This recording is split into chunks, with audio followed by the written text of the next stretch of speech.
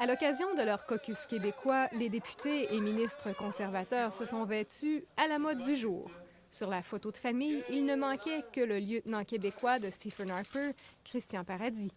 Vous savez chercher le chèque? Le ministre Paradis n'était pas bien loin, mais n'avait pas de chèque en main pour le projet d'amphithéâtre. En fait, les conservateurs se questionnent sur le financement public du projet. C'est qu'il faut évaluer le projet dans son ensemble, le montage financier. Il y a des contribuables qui paient en bout de ligne. La ministre Josée Verner est de cet avis. On appuie le projet, dit-elle, mais d'autres régions du pays ont aussi de pareilles demandes et on doit se pencher sur le mode de financement.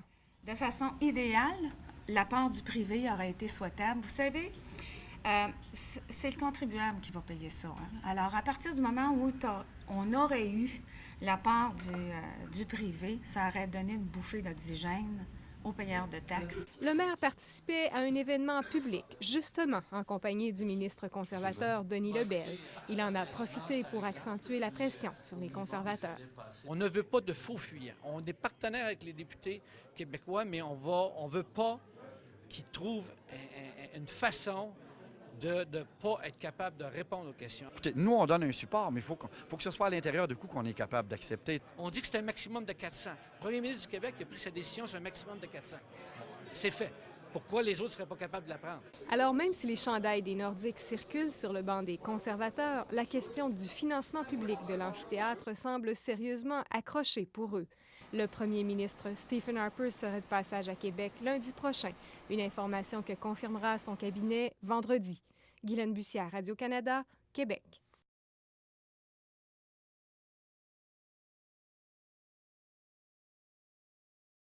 Et le travail fait par notre personnel, le personnel de la Ville de Québec, était rassurant par rapport à donner de l'équité et de la transparence. La Ville et son maire a de bonnes raisons de pavoiser.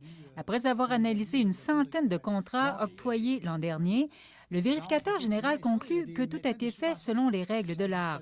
Il a de plus comparé le Code d'éthique de Québec à 8 autres villes de 100 000 habitants et plus et arrive à une note fort enviable. Je vous dirais se situe en tête de liste. Pas nécessairement première, mais dans les 2 premières positions. Mais comme dans un bulletin scolaire, il y a encore place à amélioration.